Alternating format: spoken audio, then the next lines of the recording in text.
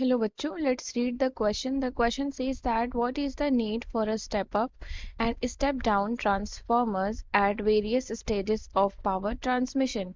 यानी कि यहाँ पर आपको दिया गया है कि पावर ट्रांसमिशन के दौरान स्टेप अप और स्टेप डाउन ट्रांसफार्मर की ज़रूरत क्यों पड़ती है। तो सबसे पहले हम यहाँ पर की कॉन्सेप्ट मेंशन करेंगे कि हमारा जो ये ट्रांसफार्मर है वो होता क्या है। So here the key concept is transformer क्या होता है। ट्रांसफार्मर एक ऐसी मशीन होती है जो इलेक्ट्रिक फोर्स को रिड्यूस करती है या फिर इंक्रीज करती है। अ machine that reduces or increases the electrical force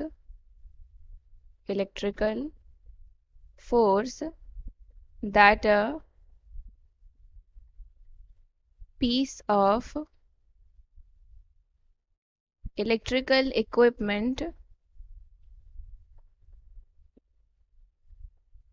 receives। तो कोई अगर इलेक्ट्रिकल इक्विपमेंट है, अगर वो इलेक्ट्रिकल फोर्स को रिसीव करता है तो ट्रांसफार्मर का काम वहाँ क्या होता है, वो या तो उस वोल्टेज को रिड्यूस करता है या तो वो उसको इंक्रीज करता है। तो यहाँ पर पूछा है कि पावर ट्रांसमिशन के वेरियस स्टेजेस पर हम स्टेप अप और स्टेप डाउन ट्रांसफार्मर्स का यूज़ क्यों करते हैं। तो स्टेप अप और step down transformer two types होते हैं ट्रांसफार्मर के।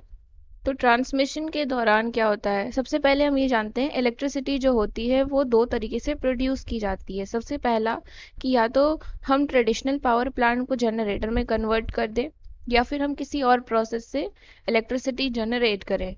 तो पावर ट्रांसमिशन पॉइंट पे क्या होता है, स्टेप अप डाउन ट्रांसफार्मर का यूज़ किया जाता है वोल्टेज को जनरेट करने के लिए और एनर्जी लॉस को मिनिमाइज करने के लिए। सो during the power transmission point,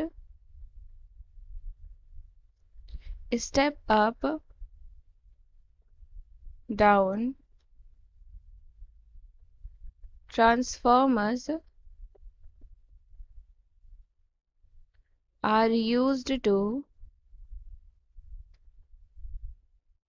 generate voltages as well as to minimize energy loss। तो सेंट्रल पावर प्लांट में स्टेप अप ट्रांसफार्मर का यूज़ किया जाता है। ये क्या करते हैं, ये स्टेशंस को अलाउ करते हैं इलेक्ट्रिसिटी प्रोडक्शन में जो वोल्टेज का लेवल है उसको वो इंक्रीज कर सकें। Step up transformers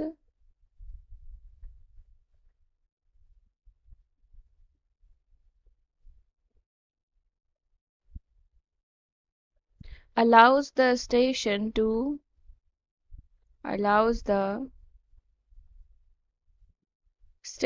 to raise the voltage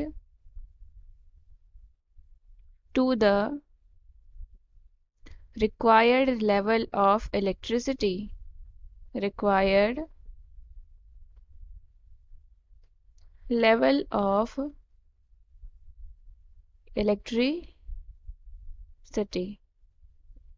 I hope you understood it well. Thank you and best of luck.